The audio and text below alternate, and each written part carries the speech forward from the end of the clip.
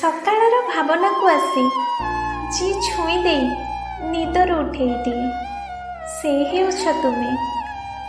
ଯିଏ କପେ ଚା ବାହାନାରେ ମୋତେ ପଛରୁ ଆସି ମୋ ଭାବନାରେ ଡାକୁଥାଏ, ସେ ହେଉଛ ତୁମେ।